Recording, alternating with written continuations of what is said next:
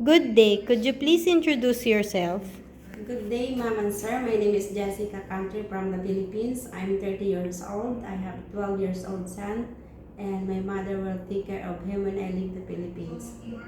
I have four sisters. One is working in Singapore, one is working in Manila, and the two is a college student. Tell me about your experience as a domestic helper.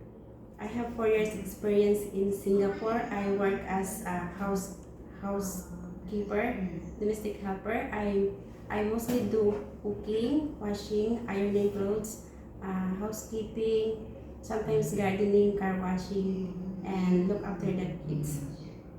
Did you renew your contract? After me, I have two employers. One is finished contract, and I work for another employer for 2 years. How many helpers in the house? There is first contract is one helper, second contract is a two helper in the house.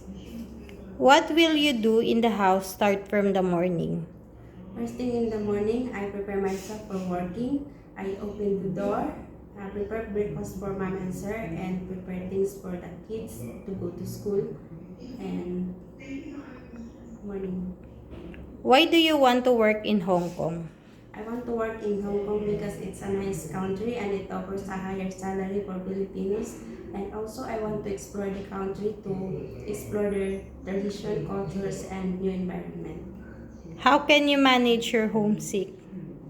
I can manage my homesickness by thinking positive, and if my employer allow me to use a mobile phone in break time or reasonable hours, I can contact my family and talk to them. Tell me about your experience in taking care of newly born baby. I don't have experience.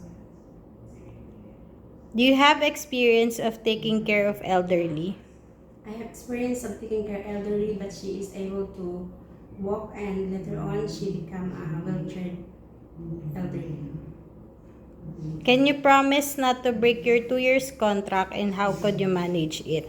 I can manage to finish my contract by putting all my efforts, hard working, and perseverance to work longer.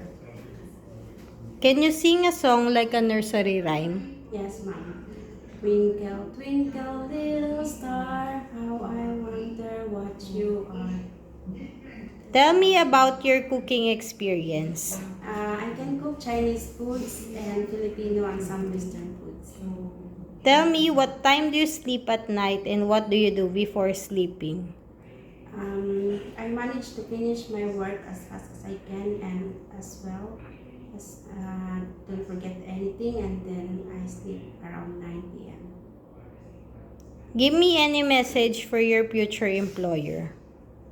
Dear mom and sir, I hope you hire me, and I'm willing to put all my hard work and your trust and my honesty. I offer my honesty to your family and take care of your family. Thank you. Thank you very